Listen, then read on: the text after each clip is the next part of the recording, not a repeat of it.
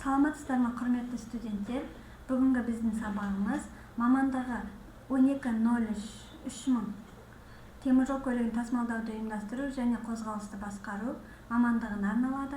КМ05 еңбек қорғау қауіпсіздік техникасын, өндірістік санитария және өртке қарсы қорғау нормалары мен қағидаларын сақтау.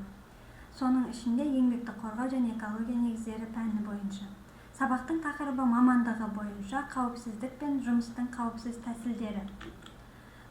Сабақты бастамас бұрын психологиялық дайындық жасап алайық. Қайырлы таң достым, қайырлы күн болсын. Қасиетті жұма күні сауапты іске толсын. Біздің алар бағымыз кілең бестік болсын деп сабағымызды бастаймыз. Сабақтың түрі аралас сабақ. Сабақтың көрнекілігі семантикалық карта, суреттер, интерактивті тақта. Сабақтың барысы ұйымдастыру, өткен тақырыптарға шолу, жаңа сабақ, үй тапсырмасы. Өткен тақырыптарды қайталау барысында бірінші кезең жұмбақ шешу кезеңіне тоқталсақ, бір көзім кідір дейді, бір көзім жүгір дейді, бір көзім абайла дейді, қарабал маңайға дейді. Жұмбақтың шешімін Smart Nation порталынан тіркеп жіберсеңіздер болады. Екінші жұмбағымыз кеудесі бір шетте, құйрығы бір шетте, жалығып кетпедік, 3 тәулік жүрсекте. Екінші жұмбағымыздың жауабында Smart Nation бағдарламасынан жіберсеңіздер болады.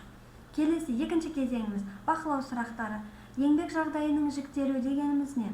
Техника қауіпсіздігінің жалпы ережелері қандай? Зиянды өндірістік факторлар дегеніміз не? Жұмыс орнының микроклиматын анықтайтын аспаптар. Нұсқаулық дегеніміз не? Үшінші кезеңіміз шығармашылық жұмыс, ұйқасын тап. Баламыз, аламыз, шықпаймыз, сақтаймыз деген өлең шумақтарын ұйқастырып, өлең шумақтарын құрастырып Smart Nation порталынан жауаптарыңызды жібересіздер деп үміттенеміз. Сонымен бүгінгі біздің сабағымыз пойыз диспетчерінің міндеттері. Бірінші кезекте мамандығымыз бойынша біз пойыз диспетчері болуымыз мүмкін. Енді әртүрлі мамандықтар бар, соның ішінде әртүрлі маман иелері болады.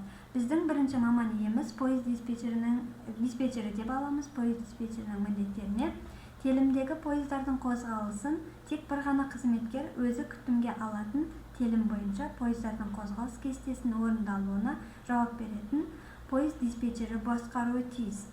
Пойыз диспетчерінің бұйрықтары аталмыш телімдегі пойыздардың қозғалысымен тікелей байланысты. Қызметкерлердің бұлтарыссыз түрде орындауы қажет. Телімдегі пойыздардың қозғалысы жөніндегі жедел нұсқауларды пойыз диспетчерінен өзге қызметкерлерге беруге тыйым салынады. Пойыз диспетчері төмендегі әрекеттерді орындауға міндетті. Техникалық құралдарды қозғалыстың берілген мөлшерін қамтамасыз ету. Сонымен қатар пойыздардың жылжуын үдету, оларды станцияларда өңдеуден өткізуді, уақытша қысқарту, вагондық паркты, локомотивтермен өткізу қабілеттілігін одан да тиімді түрде пайдалану үшін барынша пайдалануға міндетті. Станциялардың жұмысын бақылап отыруға және пойыздарды қозғалыс кестесі мен пойыздарды құрастыру жоспарына сәйкес құрастыру мен жөнелту жөніндегі тапсырмаларды орындауға арналған шараларды қабылдауға міндетті. Сонымен қатар станция кезекшілеріне, ал қажет болған жағдайда пойыздың локомотивтерін машинистеріне пойыздардың қозғалысы жөніндегі нұсқауларды дер кезінде беріп отыруға міндетті. Ары қарай пойыздардың аралықтары арқылы жүруіне, станциялардың әсіресе локомотивтер жалғыз машинист жүргізген кезде, соп және байланыс құралдарының қалыпты жұмысы бұзылған кезде, жолаушы пошта жолаушы адам тасымалдайтын салмағы мен ұзындығы шектен тыс ұзын құрамды, ауыр салмақты, қауіпті класты және габариттен тыс жүктері бар пойыздардың өзге пойыздардан басып озулары және қиылысу кезінде дер кезінде қабылдап жөнелтіп өткізіп отыруға міндетті. Қозғалыс кестесін орындау, қауіпсіздікті қамтамасыз ету, локомотивтік бригадаларды үздіксіз жұмысының белгіленген уақытының бұзылуына жол бермеу жөніндегі шараларды қабылдауға міндетті. Диспетчерлік орталықтандырумен жабдықталмаған, өзінде қозғалыс аса қарқынды және қарқынды болып келетін телімдерде пойыздардың жалғыз ғана машинистпен жүргізілуіне станция кезекшілері болған жағдайда ғана жол беріледі.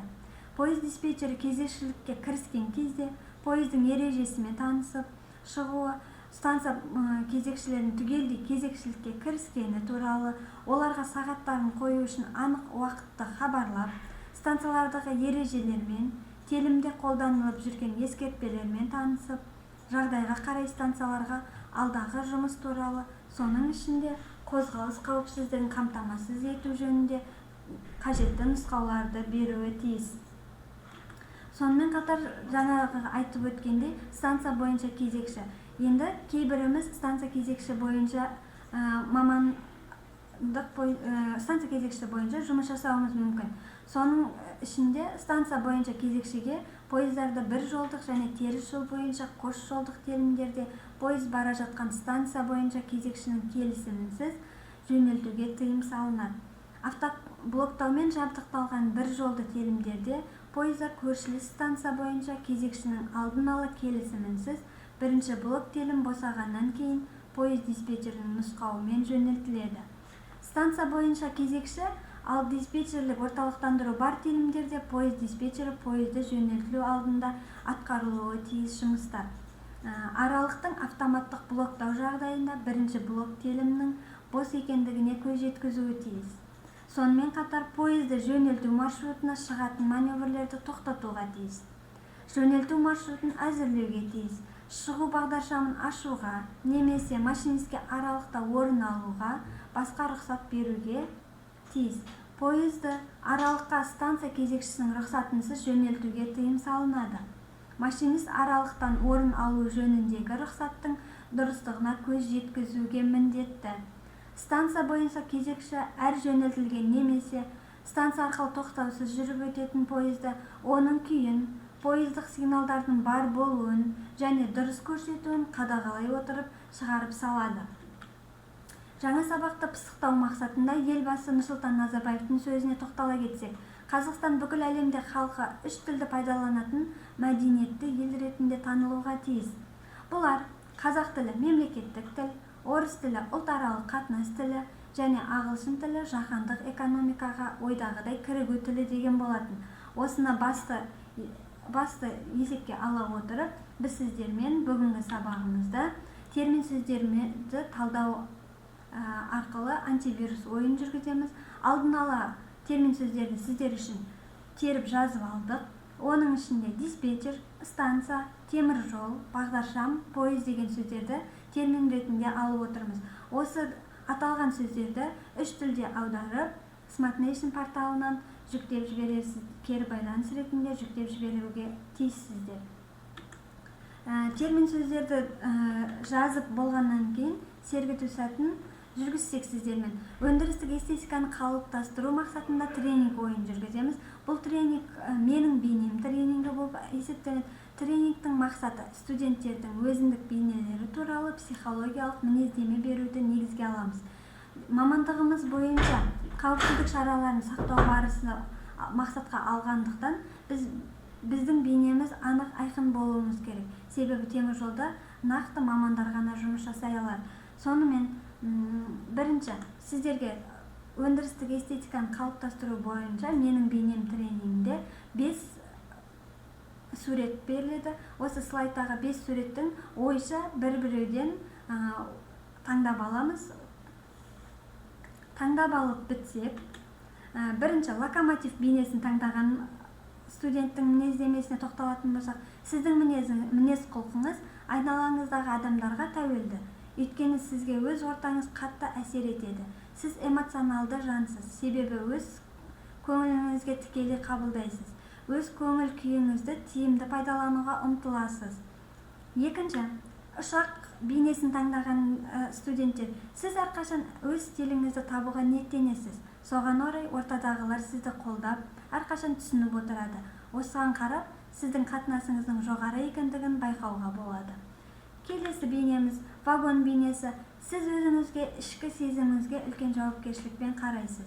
Сіз өмірде әртүрлі жағдайда өзіңіздің пікірлеріңіз бен көзқарастарыңызға дұрыс баға бересіз және әрқашан қатынаста тиімді жол таба білесіз. Келесі бейнеміз автокөлік. Яғни автокөлік таңдаған студенттер, Сізге өз көзқарастарыңыз бен принциптеріңізден бас тарту кейде қиынға соғады, бірақ өз-өзіңізге тым сенімді емессіз. Ерік күшіңізді пайдалана біліңіз. Ол сізге өзіңізді танытуға мүмкіндік береді, табыстарға көп жеткізеді. Келесі бейнеміз су көлігі, яғни кеме көлігін таңдаған студенттер. Сіздер өте белсенді адамсыз. Сонымен бірге ортада және басқа жерлерде сыйлысыз. Сізбен қатынаста болған адамдар сізді әрдайым жоғары бағалайды. Сіз айналаңыздағылар бір-бірімен дұрыс келісімге келсе және бір-бірін дұрыс түсінсе, сізге қолдау көрсетсе, бақытқа жетуге болады деген ойға келесіз. Және сіз әрқашан бақытты өмір сүруге талпынасыз. Сондықтан сізде сәттіліктер көп болады. Яғни біз өзіміздің бейнемізді білдік. Осы бейнеміз бойынша болашақ теміржолшы мамандар сіздерге тілейтінім сәттілік. Осы бейнелерімізді енді бұл нақты бейнелер емес, бірақ осы бейнелерді алғы шартқа қойып, өзіміздің кемшіліктеріміз болса түзетіп, жақсы маман иесі болуға талпынайық. Бағалау сәті.